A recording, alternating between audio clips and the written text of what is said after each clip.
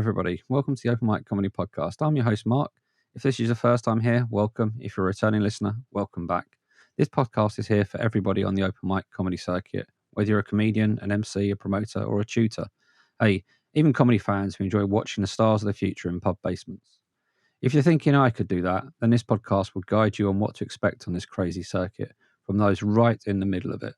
Today's guest is someone whose favourite time in history is BC. She may have the next Picasso stored in her fridge, you never know. She wears the most striking dresses on a stage and seems to relentlessly gig all over. So please welcome to the stage, Rebecca Sangster-Kelly. Hello. How are you? Apart from this cough, I'm just blaming it on nursery. Any sickness I have, it's all nursery. It's always the kid's fault. It's always the kids. Seriously, they're just sponges of germs. But yes, apart from my germ sponges, it's great.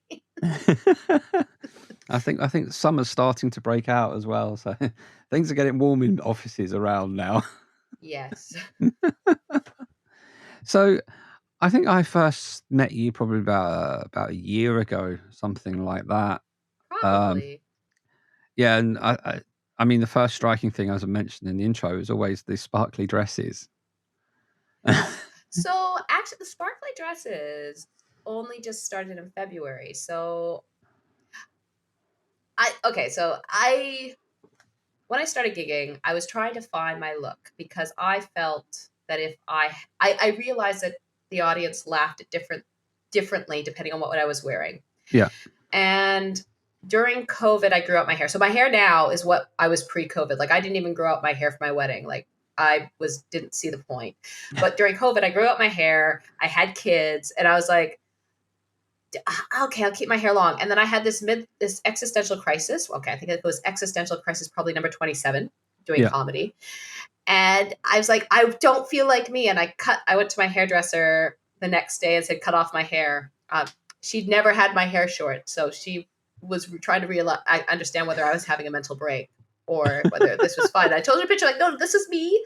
This is me pre-kids. Like, I want my hair short. So once I got my hair short, I needed new headshot shots. So I did some DIY headshots with my camera at home with a green screen, and was going through my closet of different dresses because I've been doing 1950s housewife-ish before. Okay. Because I felt that there was this thing where I was, even though like I'm a staunch feminist, I'm a career woman. I do not. I'm in the kitchen to bake cakes for me. That's why I'm there. I knew that there was this laughter piece, but with my hair short, and then I put on this sequin dress I had in my closet I hadn't worn ever out. And I'm like, oh, this is me. I'm a mom on her last night out. This is me. And I've just been scouring Vinted for used dresses for £5 and just putting them in my closet. Because I'm like, I feel like I found myself. Yeah. And my jokes actually I used to have a few jokes about why I was so dressed up because I thought I was OTT. I thought this is just ridiculous. Everyone's casual and I'm like in the sequin dress. Yeah. But the audience loves it. The women keep telling me they love the dress. The men, I think I bring this glamour. But I'll play on my sexuality in a little way. At least it's not slutty. At least it's like, ooh. And I don't have to make the jokes anymore. Because it's accepted, and it's like I found myself, which definitely wasn't expecting to find that in February. But yeah, no, I just keep rotating through these dresses, and one comic actually told me that she loves trying to see which one I'm going to wear next. So it's like even the comic's kind of like, which dress is she going to wear? Yeah. While I scatter sequins all over London, so it's fun. Yeah. As there's a little trail behind you everywhere you go. Yes, yeah. As the dresses get older and older and start falling apart. Pretty well. That's why I got so many, because I'm like, I can't just pick one because they're going to lose sequins. So I can't just choose one dress. And then because sequins were in this year, I'm like, well, I need a few more. And it's just become this like, oh, well, it's only £5. And then my husband's like, is that another sequin dress? Like, but honey, I'll wear them. I'll get the wear out of them. And they are so cheap. So you started those in February, but Yeah. how long have you been in stand-up for then? So I've been doing it 2 years now. This month will mark 2 years since I did my showcase after the comedy course I did. So I definitely did not expect to do gigging as a lifestyle choice. Did not. No. Which course did you do? I did the comedy school. They're just outside of Camden near Regent's Park. So I did that one in 2022, just before my son turned 1. So I'm a communications consultant. I help teams and leaders communicate, and it's become very fashionable in business for leaders to use humor to increase their authenticity. So I was Yeah. like, well, I can write this off as a tax write-off. Come on, and I can learn about how to be funny. And I'm a presentation skills coach. I did Toastmasters for 7 years. So doing presentations, coaching people, understanding what works, what doesn't with an audience, how to prepare, how to relate, how to use body language. I do that. That's what I do. So I did the comedy course because I was curious. And now I'm a masochist. So Yeah, it's that's a different way of getting into it. Just for the let's try something new, but knowing you've got some skills in the background already, rather than yes, but at the same time, the skills are so different that I feel when I see other people who start around the same time on the circuit, I feel behind because I feel too polished, and I've had to learn not to be polished. Oh, okay, yeah. So I've never been afraid of public speaking. That's never been an issue. But being casual while on stage has been my big challenge. Yeah, I always found that I beforehand I could always speak in front of people at work and give presentations and training courses and things like that in front of 100, 200 people. But I never would imagine in that environment, that's a completely comfortable environment. I'm not being judged on what I say. What I say is what I say, and it's relevant to what they need to understand. And I can help someone prep them to as confident as they can be to be at a good level to convey information.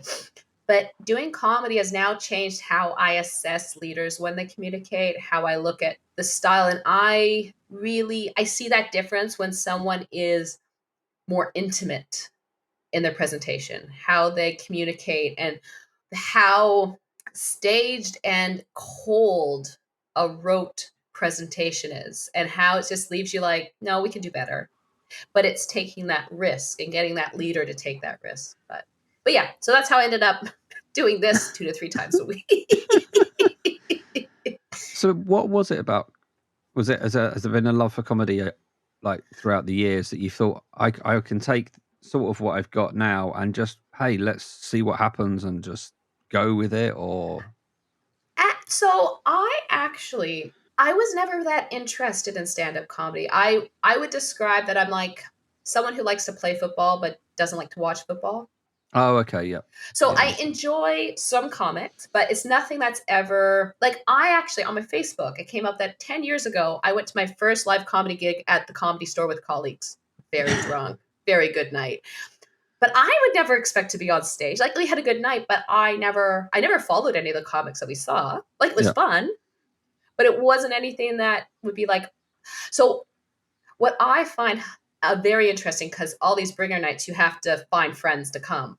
I've been so fascinated by how many of my friends love comedy and they want to come out. But what I'd like to see if someone does a study is whether all the Netflix specials and all the social media has made live comedy more accessible and less dingy. And the reason I say that is because my clients love that I do stand-up comedy. It is not hurting my career to do stand-up comedy. Where I would say 20 years ago, there was that being a professional life, you'd have to have a stage name. You'd have to have that different persona because it could damage your reputation. yeah. I guess the comedy has evolved into a cleaner industry. That's probably the wrong way. From the mother-in-law jokes to the misogynistic on stage. Now maybe the misogynistic has crept a little bit off the stage with stuff that's gone on, possibly. Possibly it's, or just people have had to be wittier and they're not the whole punching down. Like, there are still comics who punch down, but there is more. I don't know, when people say they can't joke about anything anymore, my first reaction is that, well, you're not clever enough. Because if you're going to complain you can't joke about it, you haven't thought through the angles enough to make it work. And like, as a mom, my pushing the line, I'm definitely not an edgelord. Like, I'm not going line, but I make serial killer jokes. I make drug jokes. I talk about my vagina on stage. Like, but it's related to infertility and such. But it's about how you can. It's just, that's my opinion anyways. Other people can say that I'm being a bit too too high expectations of people. I don't know. Yeah, I mean, it depends. You can depends which angle you take the joke from, isn't it? If you can joke about anything if you're on the right side of the line. I think that's probably because ultimately, everybody in this industry is there to have fun, and you don't want an audience to be there feeling awkward. I think some people do like the power of making people feel awkward. I think there's a weird power dynamic where people want to make people feel small. I think there is that because there's going to be weird, unproductive actions of some people that leads to a toxic cycle. I look at it as I have a lot of stories that I've experienced, I've seen, but I always check with my friends and people from that area, that part of society, to see, is this okay? Is it funny? Yep. Or am I taking it too far? And like the best example I would say was, and this will be a set eventually. It will. I think I just need more experience. But the premise is that when I was having my daughter, I wanted to get my son a toy doll. So I went to John Lewis, and they didn't have any white baby dolls. And I'm very happy that people can find baby dolls of their skin tone, and that's good for kids. But I'm like, well, we're very white. Yeah. I'm okay. And I saw online, I'm like, okay, there's a white one. Fine. I order it. We got a mixed race baby doll, and I realized I could not return it without saying it was the wrong color. But I got really like, this is really weird. So their godmother's actually from Kenya, black. And so I'm like, Josephine, okay, I got this baby doll, like, but it's not. She's like, and she just laughed. She's like, Rebecca, just return it. I'm like, no, my white guilt can't let me. Yeah. Too middle class for this. So I did write a bit of a set, but the funny thing was, because the open mic circuit is quite white, the other white comics just didn't like, I took it to a writing class and they didn't make any comment at all. But then my friend Josephine, she was fine with it. My work wife's Indian, she thought it was hilarious. And she was like, oh, this is great. So sometimes there's some topics that people aren't sure if they can laugh at. Yeah. So if I end up with a very mixed group of an audience, then I know that the people from other backgrounds will be like, yes, that's hilarious. And then the white people will feel permission to laugh. Yeah. It's the tension. It's when you've got the tension in the room and it needs one person to let go. And it's like, I've now given you permission for everyone else to let go. Yeah. But at the same time, if my friends thought it was like, no, Rebecca, that's a line, I'll be like, okay, it's that understanding your audience, but understanding where their line is and why their line is there. Yeah. And also just I just love trying to find ways to laugh about white guilt, because it's warranted. In my view. We have way too much privilege. But you have to do it in a way, you have to find that angle that won't make people feel left behind. Because that's not the right kind of tension. I like using humor to highlight issues, to highlight unfairness, to make people see a different side. So that's talk about infertility. Interestingly, for a lot of people going through, our kids are IVF experiments. Like I say that on stage, we struggle with infertility, didn't expect to. Okay, maybe 78 medical professionals have an implant on my vagina, but it is a high number of people who have seen something they shouldn't. Like, it's not good. I did like that bit, actually. Well, that was quite funny. It's really, I find it cathartic, but I know there's certain people who are still not at that place in their infertility journey to laugh at it. Yeah. And infertility makes a lot of people who've never experienced it feel really uncomfortable. Like one of my jokes I used to have, but I've retired it because it just wasn't. Was that infertility makes people feel uncomfortable because, and then they'll say things like, "Don't worry, you'll be a parent, you'll get pregnant, you'll be a wonderful parent." And I was like, "No, relax, have lots of sex, relax, it'll happen." And then at least I can have one. And that came from one of my infertility support groups where sister-in-laws would tell their or sisters or sister-in-law would tell the person struggling that, "Oh yeah, I can have one," and like do it Yeah. as a big dig. And there's things like that that people don't see because 2% of couples experience infertility, which is small, but still not small. But then people don't talk about it. I think for me, that's the power of comedy, is being able to talk about things that are taboo. I don't know if we got off topic now. I realize I'm like, "Bleh." No, these are chats. It's not really an interview as such. I will ask an interview style question. What's the first joke you ever remember telling, whether it was on stage or as a child or anything like that? So when I was 6, I was really thinking about this question because I'm glad you asked. Like, because I was thinking like, what? There was a joke, and I remember it. It was, there are 3 glasses and 2 are filled up. What's the king's name? Philip III. Oh, I thought it was the most hilarious joke. I was thinking 6 or 7. Like, I told everyone this joke. It's so bad, but it's like, it's it's fun. Like it no, I play with like it. words and all such. I have no idea where I heard it. I just thought it was the funniest thing. Yeah, that's my first joke. Yeah, I remember my first one was it was given to me by my dad. We were on holiday, and I was part of like one of those little kids club things, probably about the age of, I don't know, 5-ish, something like that. And my parents were always very encouraging about going up. But I think they just wanted to get rid of me and my brother. So when it came to like going on holiday, we were in the kids club. So we were gone from 8 o'clock in the morning until 5 o'clock in the evening whilst they lounged around the pool. But in those days, there was never any kind of thought about unsafety and stuff like that. So we'd just be off and doing whatever. And then it comes to the evening and they said, "Oh, there's like a talent competition for the kids." And it's like, right. So yeah, you're getting up and you're going to tell a joke. It's like, am I?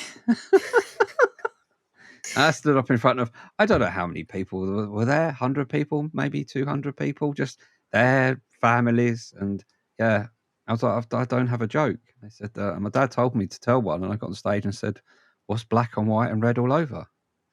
A newspaper. And it's just ridiculous, but I remember it to this day. I think it was about 2 or 3 days later, my dad said, "Have another go." And I just did what I was told. And that was it.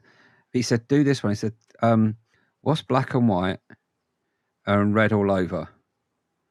So everyone's expecting newspaper again. It's like, no, it's a penguin that's just fallen down a hill. I was like, why didn't you tell me that one first time? That would have been a lot funnier. But yeah, this question it just came to me because of that. I always remember that first joke was not my joke. I was kind of like the encouragement of parents to be sociable and mix with other people and try and conquer I guess they didn't think I had a fear of it. But it was like, let's get this person up and being confident from the start, from that age. It's a shit joke. It is, but it's that first experience with an expectation and expecting a reaction from people from that, and going through that process. It's amazing what we do remember as kids that stuck with us because that was a moment. So can you remember the first joke you ever told on stage as a stand-up comic? So because I did a comedy course, they helped us put together the set. Yeah. And the opening joke, so the thing with not having a British accent is that you want to address the accent so people understand, because otherwise they're distracted by, is she or isn't she? Yeah. They may be too drunk to care. Okay, they could be, but it's one of those topics that's actually quite debated when you're a foreigner of whether you need to say anything. So I did, So my opening joke for my showcase, I'll probably have to watch it after just to make sure, but from what I remember, it was that I'd ask people whether I so I said it was Canadian, but that, and this is something that has happened since, well, living here, because I have been here 14 years now, and Okay. I'd always asked by British people, especially ones who they think there's somewhere else better to live than Britain. Why are you here? You're from, like, I had someone saying Cornwall, why are you in this garbage dump? So my joke was, I've been here over a decade, and because of this, many people have asked me, you're from such a beautiful country. What are you doing in this godforsaken shithole? And I think, well, yeah, Canada's great. It's beautiful, but it is the hot guy at the bar. And it's like, yeah, the one who's tall, broad shoulders, and she says, hi, my name is Dave. You're not having sex with that. Like, you're not. Yeah. The next part, I have added that on now as part of the joke, but that actually came from, like, it was inspired because there was this one guy when I was, probably was 20, really good looking. Like, oh my goodness, he was hot. Like, I was like, and then when I met him, his voice was so shit. He lost all appeal whatsoever. But the thing is, when I posted that joke, because I'd like to test things on the internet. Like, I do post a lot more content on social media than a lot of comics do. I know there's a lot of comics who are concerned about people copying. Yeah. My view is that if people are going to copy, they're going to be the comics in the room, and I'm not really scared. I'd rather have my timestamp on it and know that I put that out first. I feel it's like marking my territory, but I also like to get the reactions from people on the internet because that's a different audience and stuff. So I actually got flack on YouTube because they said I stole the joke from another film because there was a similar concept. But it's a trope. It is such a common trope to use that I was kind of like, okay, interesting. And I looked at the clip. I'm like, I guess, but mine's done differently. But also, it was inspired by my own experience. But it is a common trope because it's not the first time this has happened to someone. Yeah. Yeah. I've been there. I don't know if it's ever happened to you. I've been at a gig doing. I've been at a gig, somebody else's gig. I'm not performing, and they started doing something that falls very much on the same lines as what I do. And I'm sat there going, okay, I know this person hasn't stolen this joke. I know they haven't because they don't know who I am. They are not an open mic comic. They are full-on professional comics doing their thing. And my immediate reaction is, everyone's going to think I've nicked it off them. Yeah. I haven't had that yet. And I think one of the reasons probably is because a lot of my stuff is based on I try to do different topics than usually are done. Yeah, but it doesn't mean it's not going to happen. Yeah. But it hasn't happened yet. I think, well, I try to, like, if it happens, I like to see, yes, people might think I nicked it, but I'd like to think that it means that my approach to comedy is at a good level because it's coming up with the similar ideas to people who are paid to do it. Yeah. There's only so many topics out there. Like, yes, it's the same with music, isn't it? Only so many notes. Yeah, and we're influenced by what we see and do. That actually, one of my English lecturers, when I did English Lit, said that Frankenstein, the novel, was the last instance of invention in literature. Everything else is copied. Everything else is mimicked. There's references to things. There's everything in English in our storytelling is repeat. You see the same patterns. And the thing is, people like the expected. Audiences like to know what's coming. This is why my favorite shows that have a lot of unexpected things, they're never popular and they don't last and they get cut because they're too different. Because I like different. Yeah. I like not being able to expect, but the regular audience, they may think you nicked it, but at the same time, what they'll remember is that they found it funny. It felt familiar, but they like familiarity. Yeah.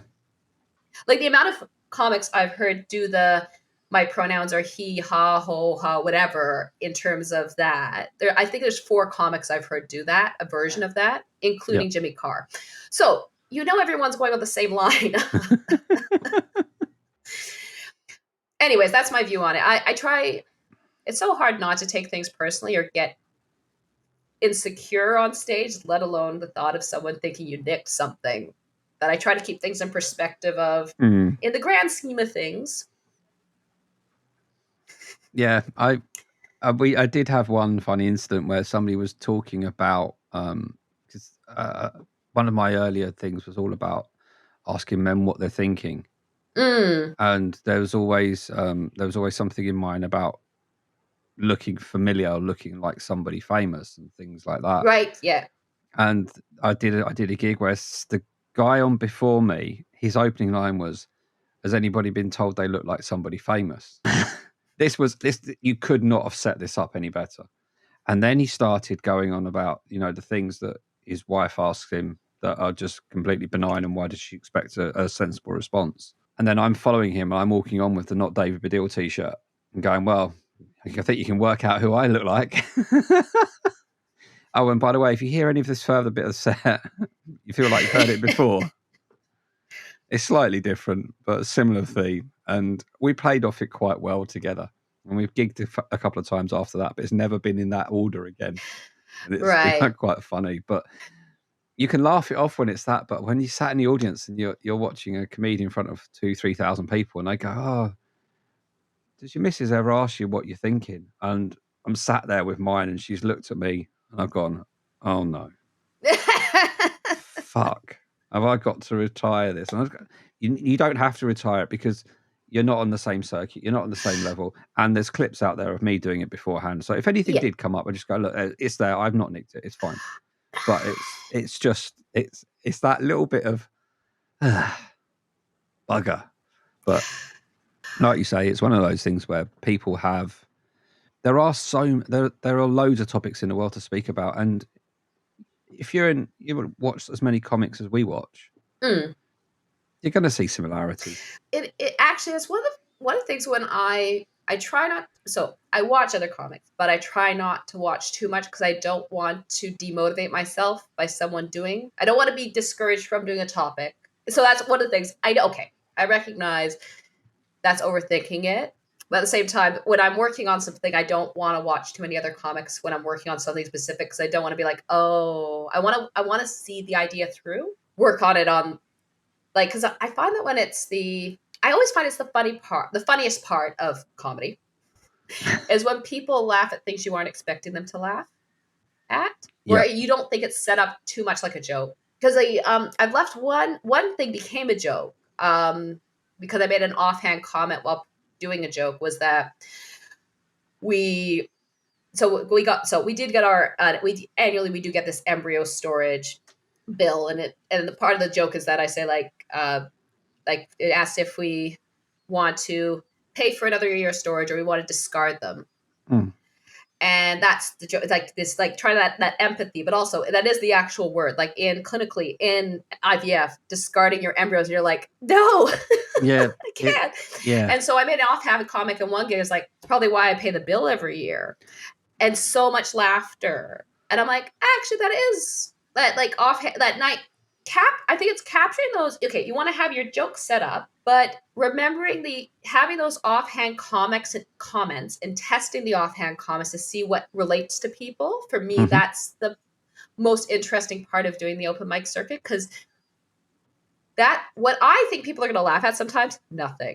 And then there's other things I make these offhand comments and people think it's hilarious. I'm like, but why? Why do you think that's funny? That's how I feel. But in the context of everything, they do think it's funny. I'm like, okay, I'm keeping that then. Fine. You guys are weird.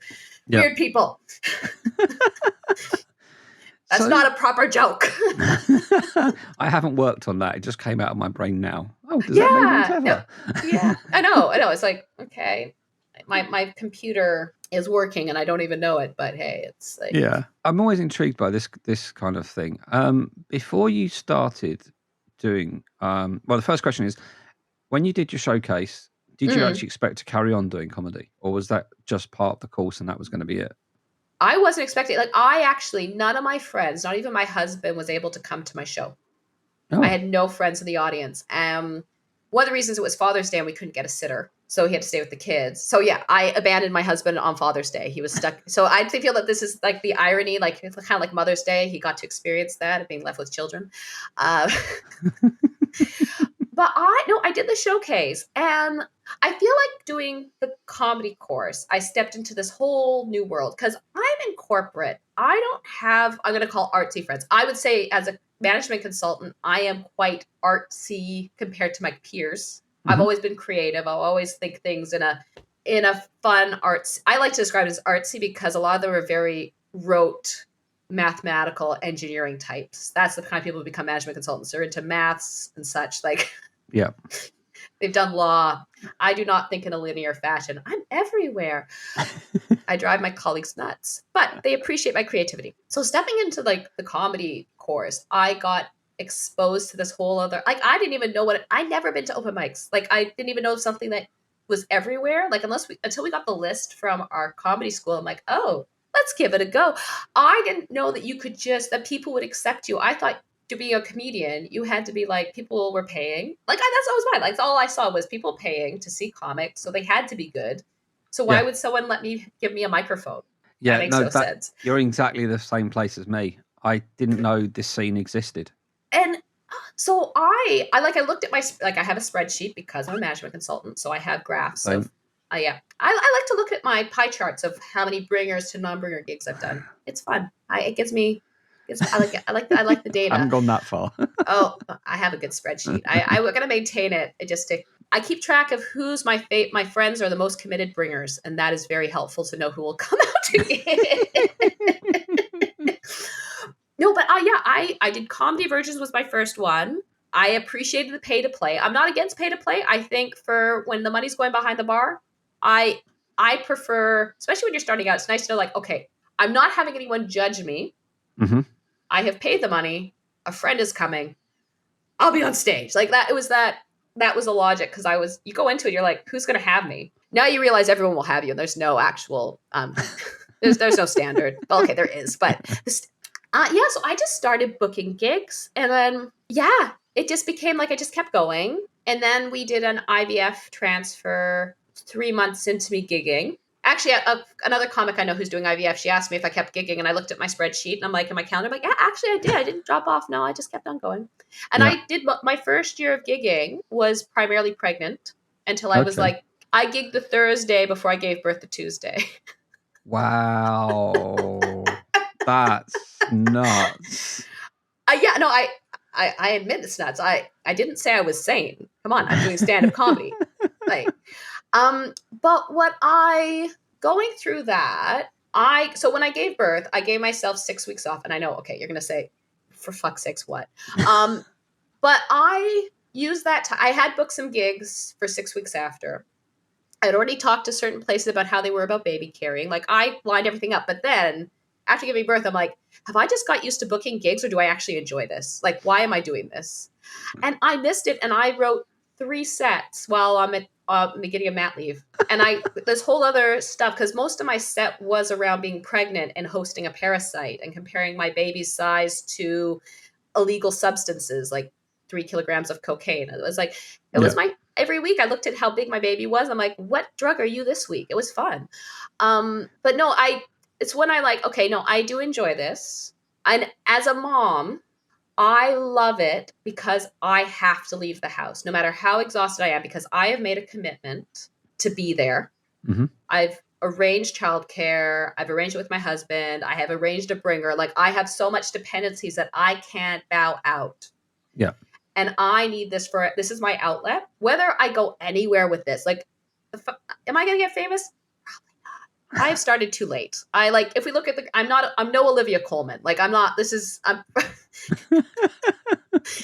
but is it an outlet where I get to meet people I wouldn't get out of the house? I get to tell the mom story that there's a few moms on the circuit, and it's great, but I think we need more because people don't talk about it. And my mom friends are actually giving me stories, like my son bursting into the bathroom while I was taking a bath joke. That came from a friend. She said her son did that. I just added the punchline. So it's my friends are giving me stories. They're enjoying the feeling. They feel seen. My mom friends Okay. feel seen.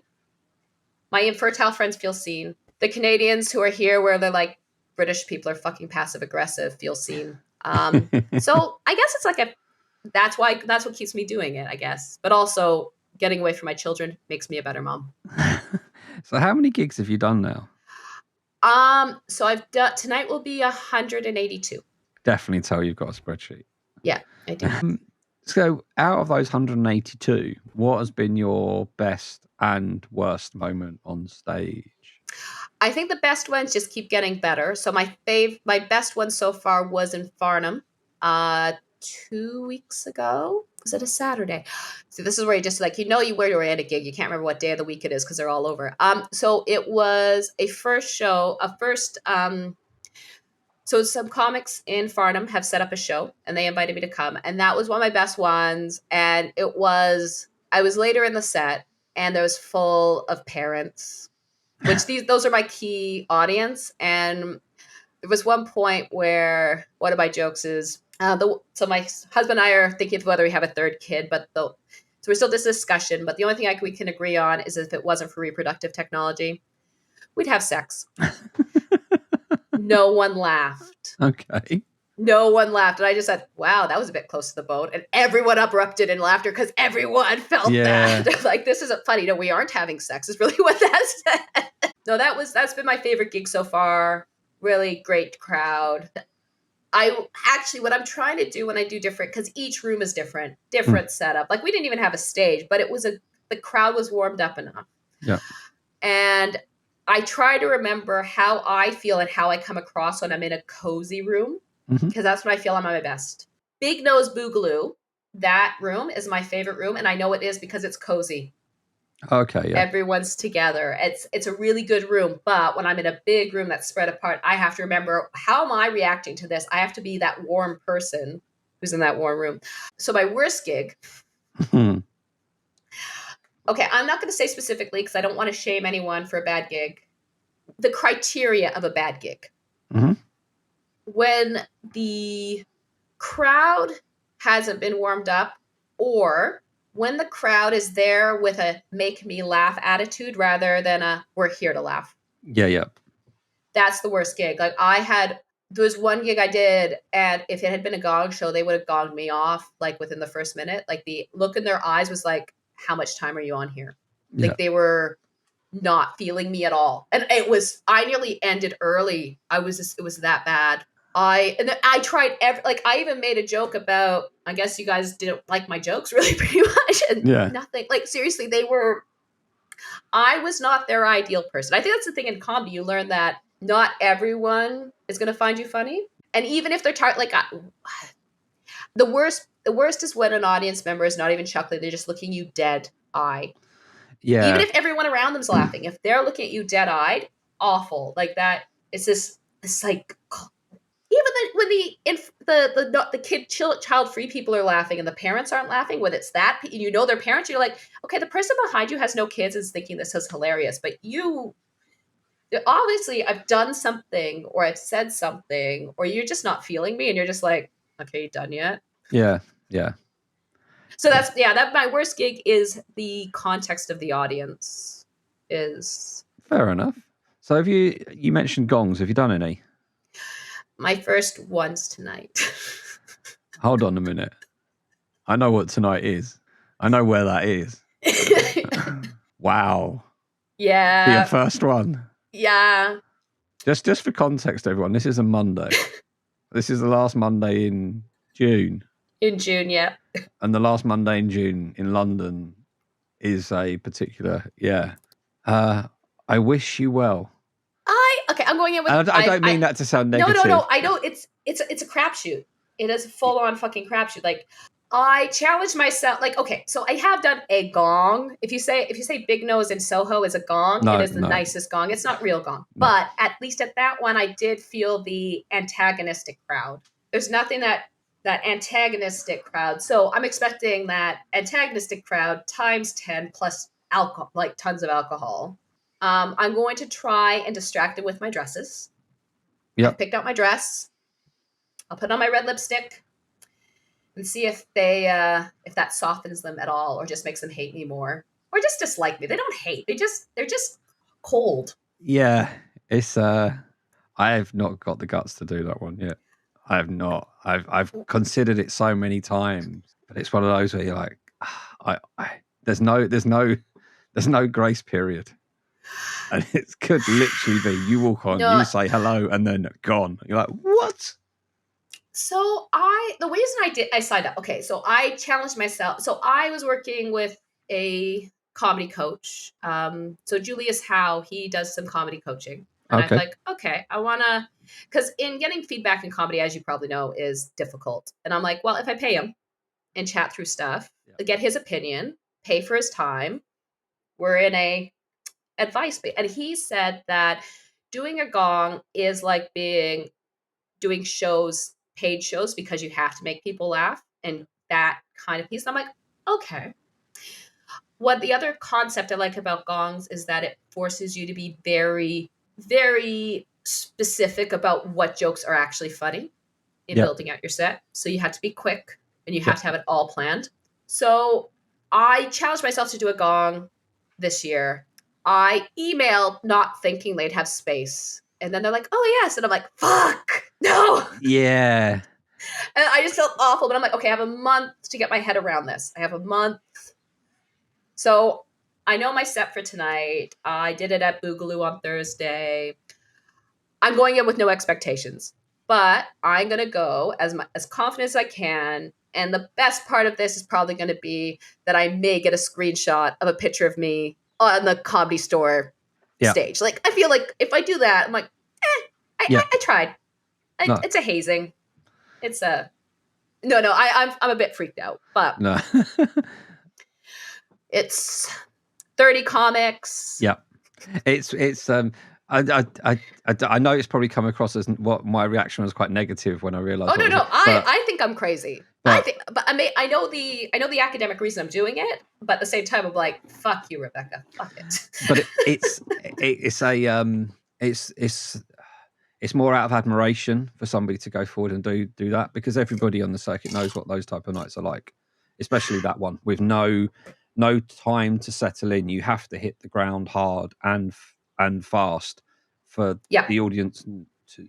I mean, I've recounted a story here before. A friend of mine told me that somebody got onto the stage. They were a musical act, started tuning the guitar, and before they got even going, literally before the guitar comes out, twiddle a few knobs, pluck a couple of strings, and we're taking like 3 or 4 seconds, and then it's off. I was like, this person's travelled from a fair distance to make this happen. It's so I feel blessed that we live in London, so I'm only 30 minutes train right away. So I feel like it's good. I find actually, I know when you're talking about the good and bad. I've learned more from my bad gigs. Like my worst scenario gig when I was 6 gigs in. We were at a working man's pub, and we had an area in the corner of the pub right after the football. And the patrons were not expecting comics in a drag show to enter their space. And did they shut up while we were performing? No, they talked all the way through it. They made homophobic comments to the drag shows. Like it was carnage. The opener, like he's really good. And he was starting out then. He didn't even make it through his set. Like it just threw him. Like it was a bad, hard gig. But I record all my gigs. And when I listen back, when I started talking about IVF and infertility, the murmuring went down. Mm. So blue collar working men were interested or felt there's something to learn from infertility. Okay. And as bad as the gig was, that's what I took from it, is that infertility, I know it's not just a woman's topic, but men are interested. And every time like I do a gig with just an antagonistic audience, I learn how I should react to them more. So I look at this as I can't appreciate my good gigs without some horrendous ones. I think that's wise words, actually, because you don't know if something's good until you've done something bad. And also, to be fair, the networking, even at a bad gig, like, because like I had a really bad one. Okay, I think it's 50-50. No, okay, maybe that's a bit high. Let's say 60-40. You have some really dire gigs. Yeah. But if there's other comics that have seen you before or there, like there's one I hadn't seen him in a bit. I messaged him on Facebook, on Insta, and said, "Hey, great seeing you again. We hope to cross paths again." And he said, "You did a really good job on that gig. That was a hard audience." And it's nice to hear that you're not crazy. Yeah. And there's nothing like trauma bonding. I feel like yeah, there's a lot of people that bond over bombing. Yeah. And it's one time. Yeah. Well, one time repeated often. So yes, tonight I'm going into a harsh, awful environment, probably the equivalent of Mad Max, but with alcohol. Well, actually, I don't know if they have alcohol in Mad Max. I just know that's the apocalypse. They have nothing, but it should be. I will learn something. Yes. If not, please, how many seconds I last. Please let me know. Drop me a message tomorrow. Let me know how it goes. It's interesting to see and gauge what it's like, because I've known some people that have done it, and it's been a disaster. And I know some people have done it and they've not beaten it, but they've got so far into it, they class it as I've won that one, because I got over 4 minutes in, and I was there for that period of time on that stage, that iconic stage in that iconic venue. Yeah. Ooh, the one tip I would give to anyone doing this, and I learned this even though Boogaloo Soho is a really, really not a gong show, but it isn't. It was still that was my first. It was an awful, awful experience. Make sure you have gigs booked for the next few days. Yes. Or something. Make sure you have other gigs booked, because otherwise it will kill your confidence and you will not gig again. Like if I hadn't had I was ready to quit. And that was Big No Soho. Like that wasn't even a gong show. And that hurt me internally so badly. If I hadn't had any gigs lined up, I probably wouldn't have continued, which is really, it's amazing how things can hit you emotionally so bad, like hit your ego so bad. So I'll always have at least, like I try to have at least 5 gigs booked in. Try to do 2 outside of London a month. So yeah, so I have a slap and giggle on Tuesday. So today it'll be mayhem, and then tomorrow I have a nice gig. Yeah. No, it's sound advice. I've said it before. Just don't make your gong show everything, but also have that backup plan, because I've been there. I walked out of one and I was literally at the train station going, I think I'm done. I honestly think I'm done. But I had 4 other gigs, but they weren't booked for another week.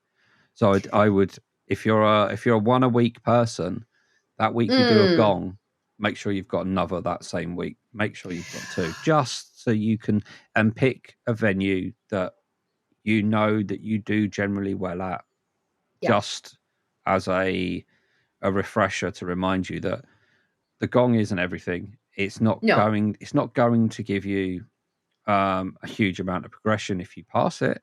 It'll give you a little bit of notoriety, and it's always nice to have the pictures, the video, and that you've done you've achieved something, and that's not to downplay it, but it's not everything.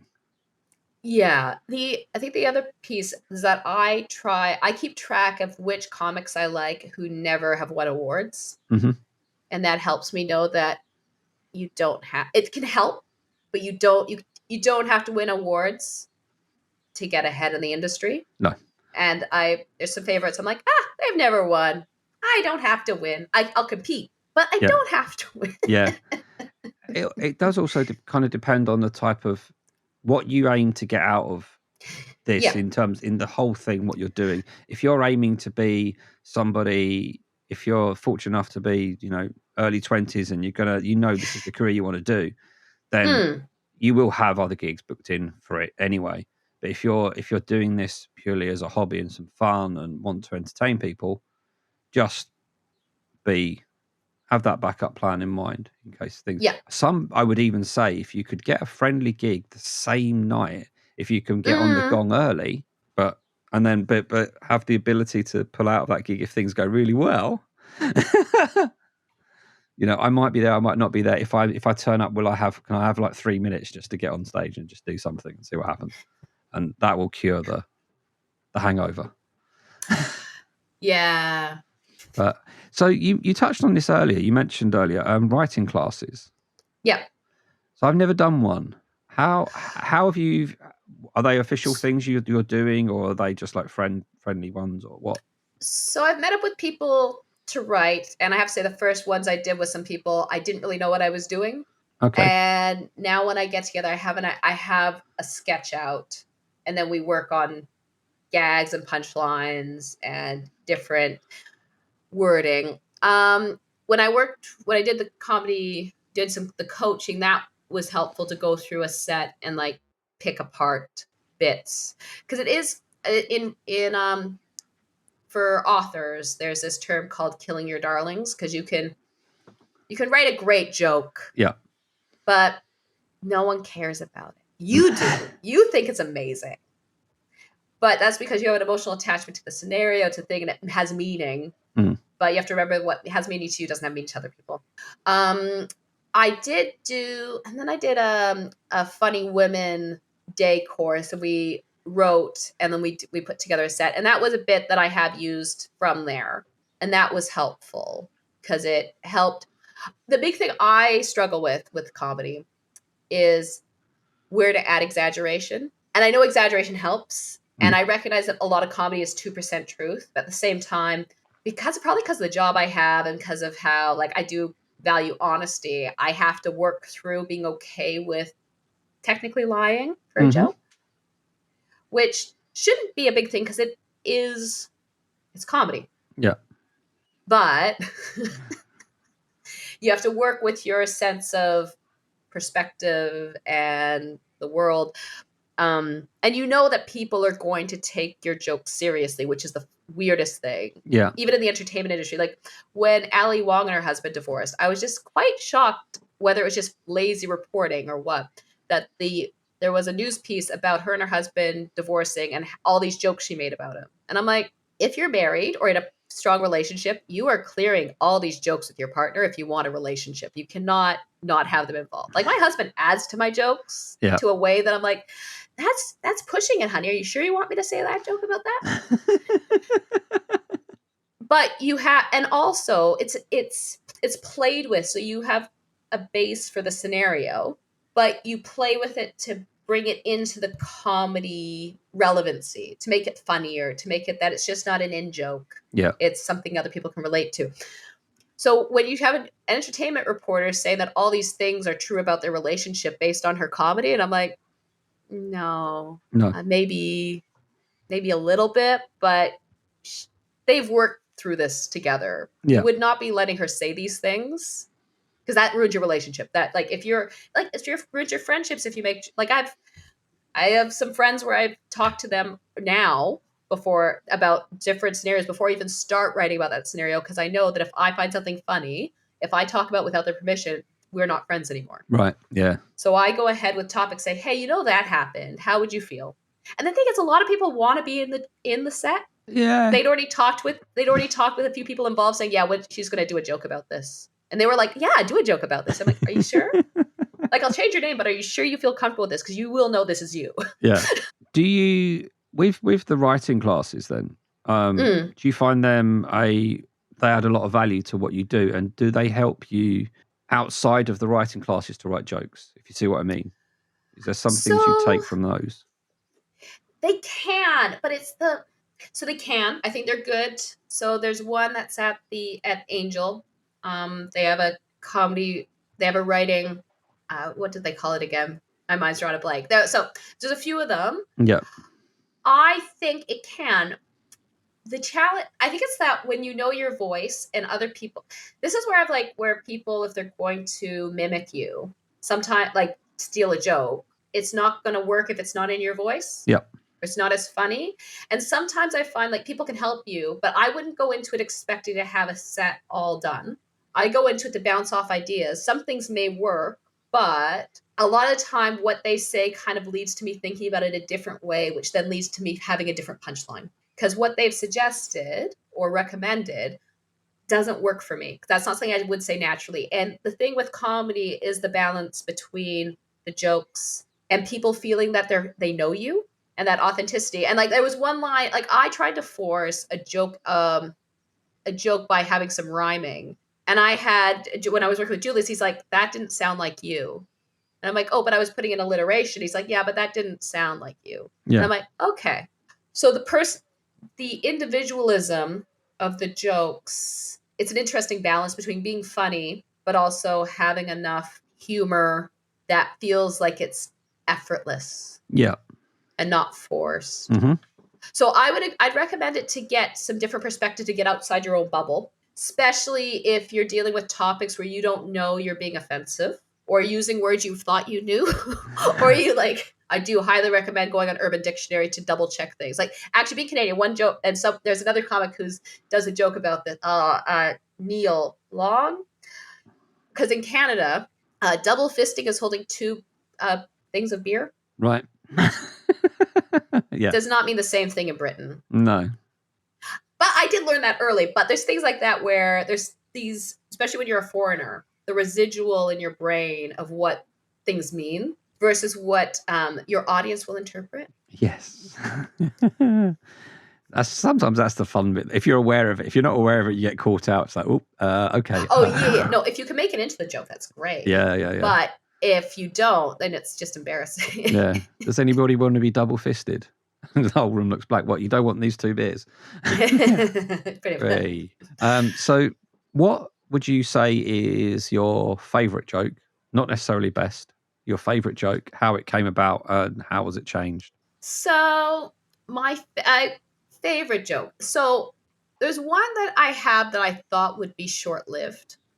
Like the one thing with comedy is that I like making current affairs jokes, but I recognize they won't last long, or I have to reposition them.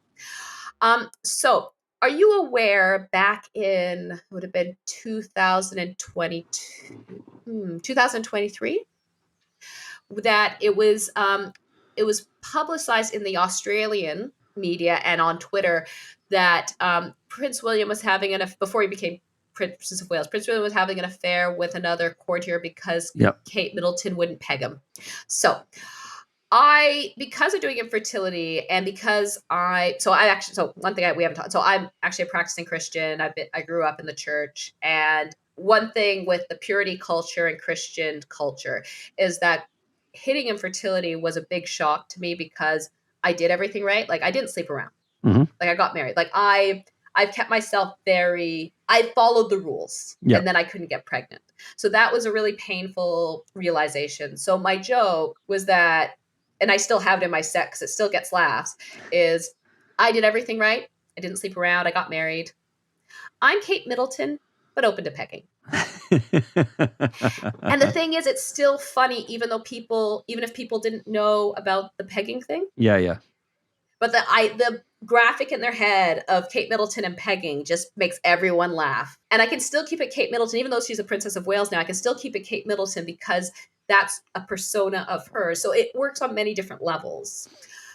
So that's my favorite joke, just because it plays on quite a few different feelings. Yep.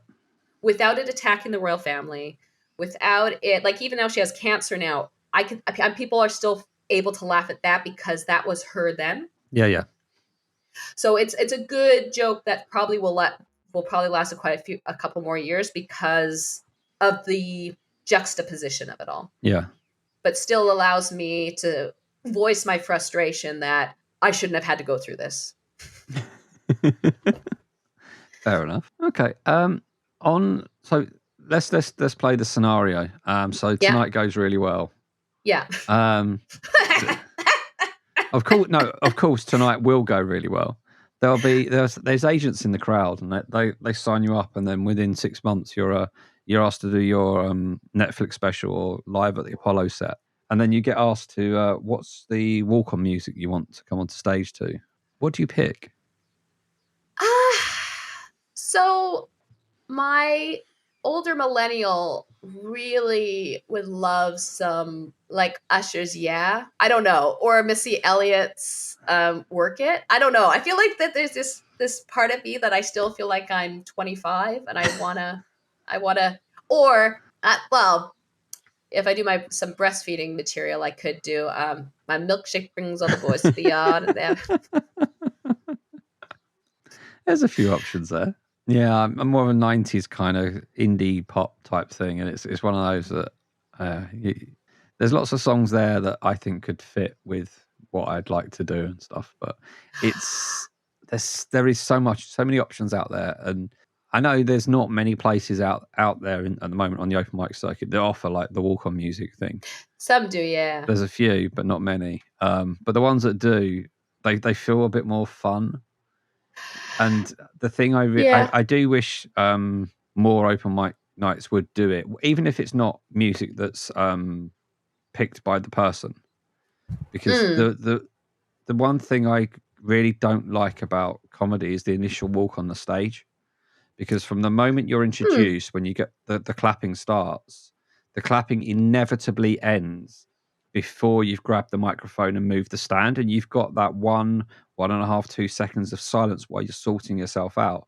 Whereas if the music was still playing and people's brains are still occupied with something, it gives you that moment to then turn and go, hello.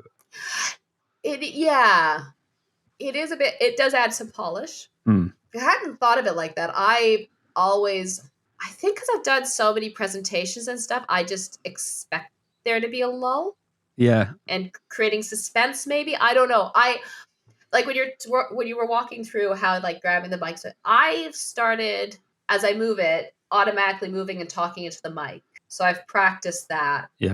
See, okay, maybe it's because I'm I feel old. I know, okay, I've just turned 40, but I feel old. And I just hate having to make more decisions. So I'm okay with someone else choosing my walk-on music for me. I'd rather someone who is an expert. Like, I'm writing my jokes. Like, actually, the thing was stressing me out was like, hey, it's fun. You're doing your Netflix special. I'm like, I don't have enough material for an hour, for fuck's sake. This is going to be a shit Netflix special.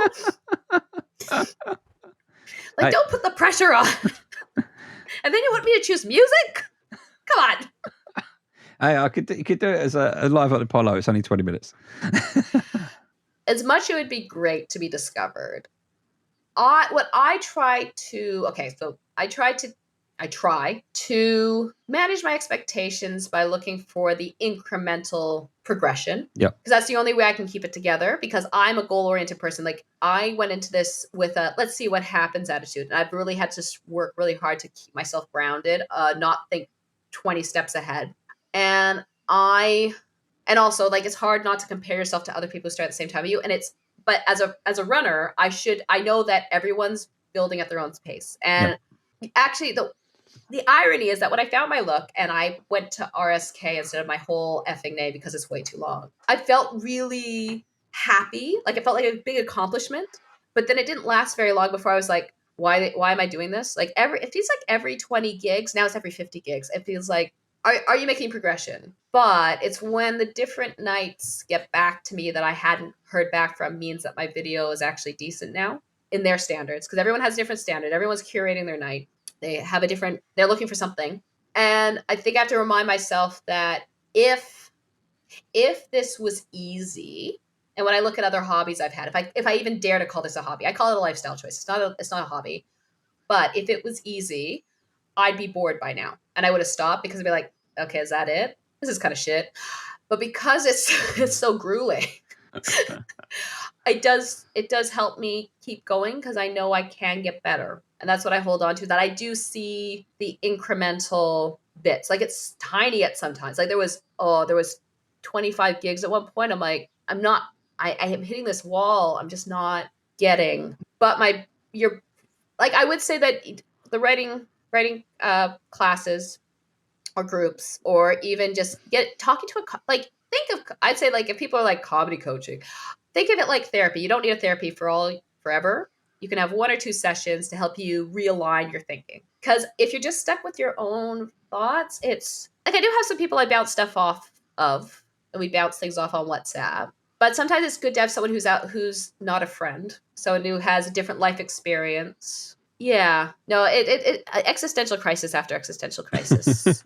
You kind of touched on it as well just now when you said about stage names. Explain. So my name is long, but it is me. Like I didn't want. So when I started, I know I was looking at different combinations of my name. Like I could have been Rebecca Kelly. There are other Rebecca Kellys. It's not an unpopular name.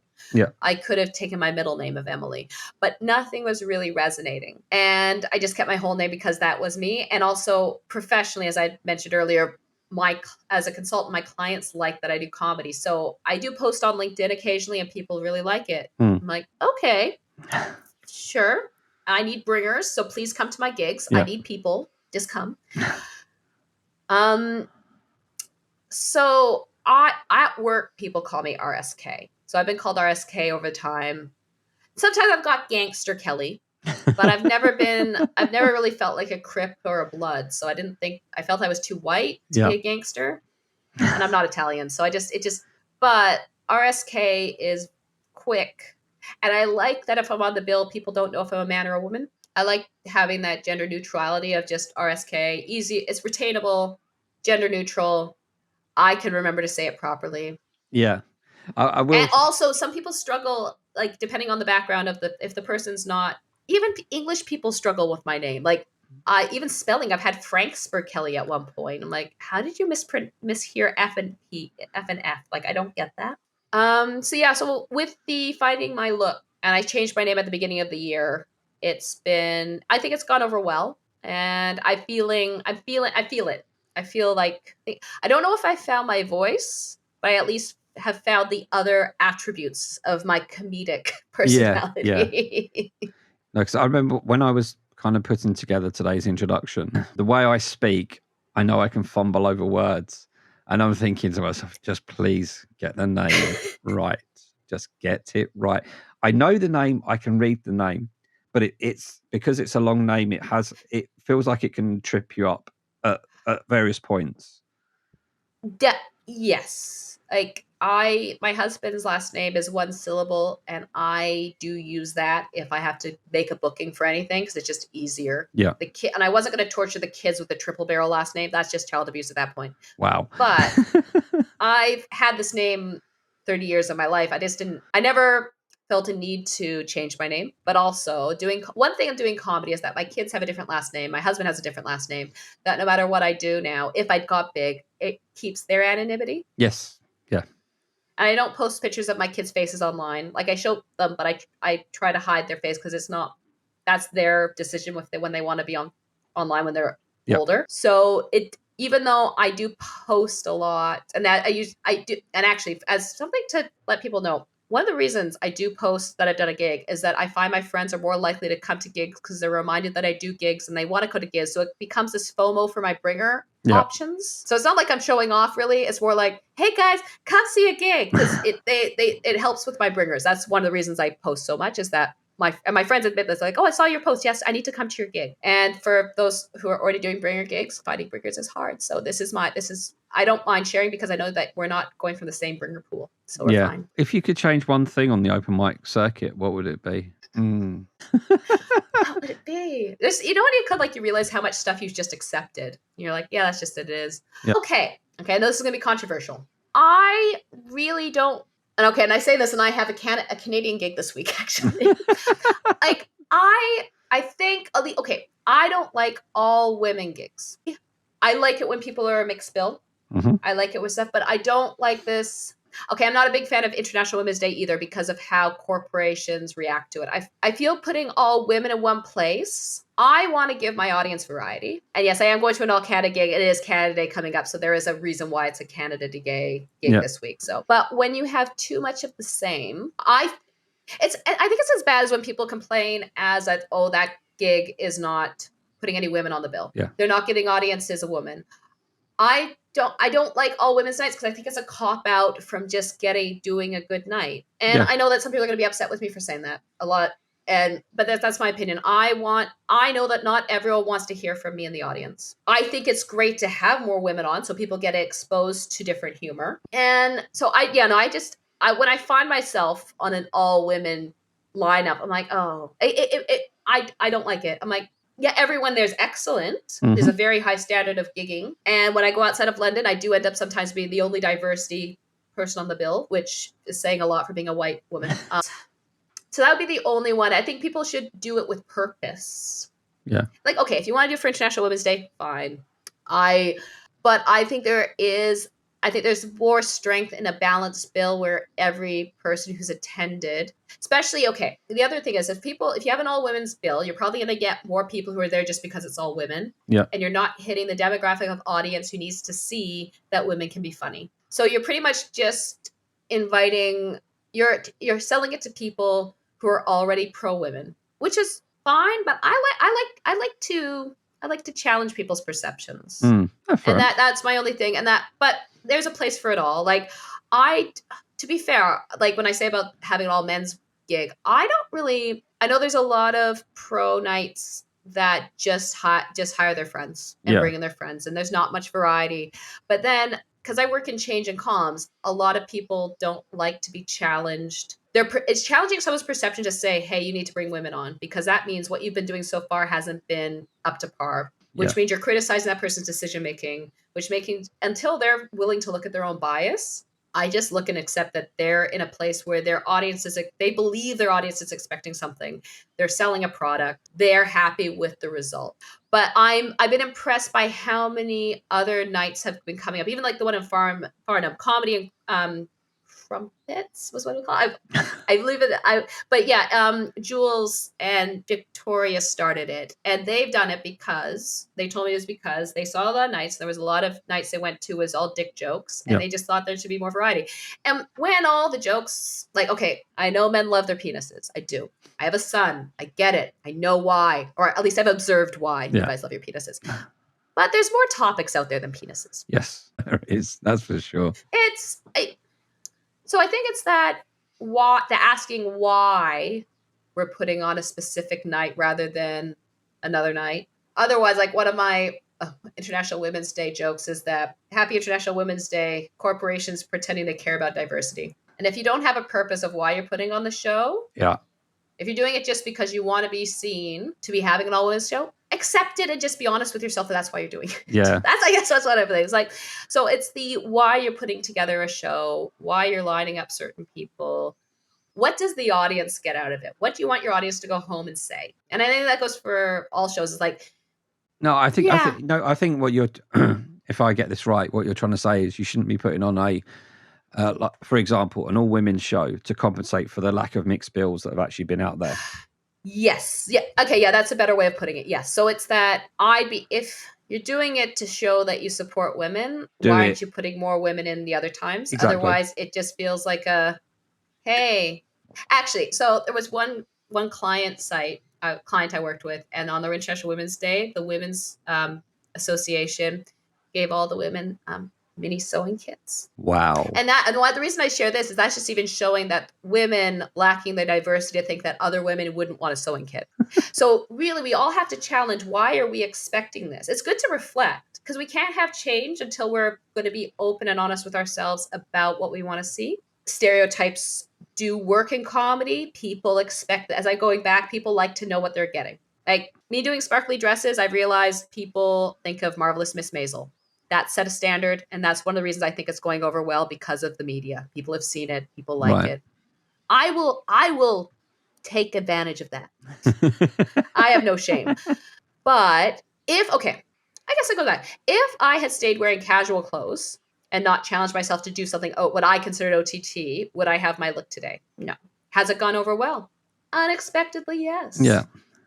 But I experimented, and I think it'd be the challenge to anyone who's started open mic night. People take notice when you step out of the norm, but there is that consistency of why you're doing it, and keeping track of people. Like, I look at my audience as a petri dish. Whenever I tell a joke, I see how they react. I know each audience is going to be different. That's one of the reasons I like doing gigs outside of London. I have a different audience. Yeah. And even it can be in the same, I had 2 gigs in the same county in the same week, and 2 different setups. One that was a really well-run show. I'm not saying that, no, but it was like in a space. It wasn't at a pub. Yeah. And the other one was at a pub, smaller audience. The people who came to the smaller show were a different vibe, totally different vibe than the people at the other show.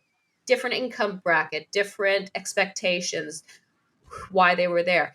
You get a different reaction to your jokes by what you put into it, but also how you present yourself, how you do it, where you are in the like. Actually, someone would say when they were talking, when I just tell you about my outfits, is like we need to remind ourselves that as comics, we're also being showmen. We're supposed to have a conversation, but we're also bringing that entertainment value. We are the joke. We're playing off ourselves.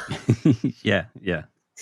People are there to watch us make fun of ourselves potentially, and it's seeing what the reaction is, looking at assessing the output and understanding whether it's worth the effort and the why. And I think that some people, like on reflection, just what you do say the change. I know that there is a lot of talk of sex pests and stuff in show business and things and untoward behavior. Let's go on to a lighter topic. Sorry. No, you've listened to a couple of these, so you kind of know what's coming up. For new people that have tuned into this being their first episode, I like to set every comedian a challenge from this joke book called The Little Book of Shit Jokes by Sid Finch. I challenge every comedian to tell a joke from this live on stage, record it, post it on Instagram, tag us, get the word out there. But the thing is, the comedians get to choose their joke, but they don't get to choose it via words. They get to choose it by a page number. So whatever they get, I don't know. They don't know what they're going to get. It could be completely horrendous. But I always give the caveat that you can tell the joke as a standalone piece if you really want to, or you can incorporate into a set, or you can change the joke so long as the premise stays the same. Okay. So if there's a joke that mentions about an uncle or something and you don't have an uncle, use a friend, whatever, or massage it in some way. But as long as the premise comes out, then we're good. And the other thing is, if you pick a page number that's already been picked, we go again. Because nobody can do the same joke. So is there only one joke per page? Some of them have 2 jokes per page. So then you make a decision. No, you then make the decision on joke 1 or joke 2. I don't choose. I don't choose. Ah, darn! I can't blame you if it's really shit. No. Okay. Well, then again, I know they're going to be shit because there's a shit joke. So. Yeah. Okay. So I need a number between 5 and 95. There's thought going 89. into this. 89.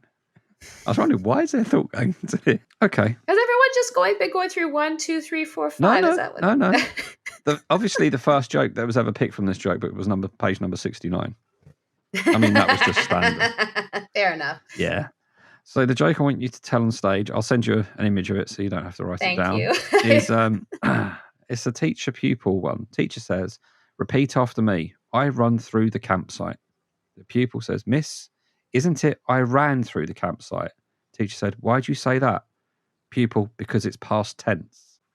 That's actually fun. Actually. That's definitely a careful on the delivery. Yes, I cannot rush that. 'Cause, okay, Rebecca, that's the fun part about this whole thing.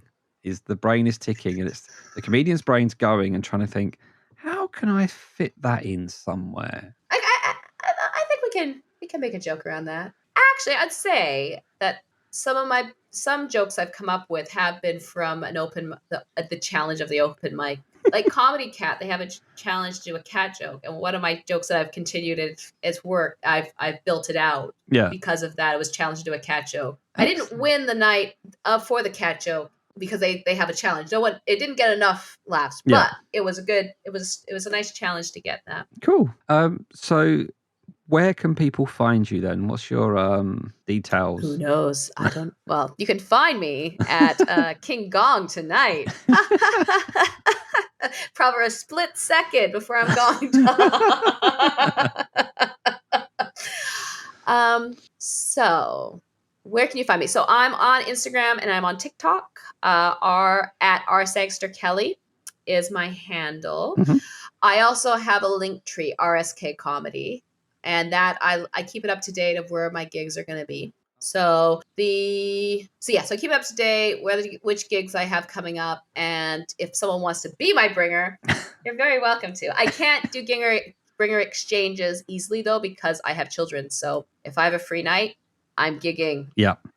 I understand that completely. I'm the same. I travel into London, so I very rarely have the opportunity to be somebody else's bringer because it starts costing a fortune if I'm just coming into London just for watching. So I feel like when I come in and spend the money on it, I have to perform. Yeah, definitely. No, it's Yeah, I actually on my spreadsheet, I've calculated how many hours of stage time I've done now. Yeah. And that's been, I'm not going to calculate how much money I've spent on travel or childcare. That would be disheartening. But it is definitely, I do encourage people to do a spreadsheet just so they can see what, actually, I'll send you a screenshot of my my graphs I've done because I'm very proud of them. I was thinking of doing an Instagram post like, this is what 2 years looks like. That'd be quite cool. I'd love to see something like that. I'm in the corporate world, so that kind of stuff is really good fun for me to watch. I'm a computer programmer at heart. I'll put all those links about your bits and pieces in the description of this, so people can just click away and find it. You can find us on Instagram, Open Mic Comedy Pod. We're on W's, openmiccomedypod.com. Whoever's listening to this now, if you do me a quick favour, whichever platform you're on, if you haven't already, hit follow, subscribe, whichever the button is these days. A little review would be nice as well, gets us up the charts a little bit. And any comedians that want to come on and tell a story, please message me on Instagram and we'll look at getting you on as soon as possible. So thank you very much for your time today, Rebecca. Thank you for having me. And until next time, everybody, I'll speak to you all soon.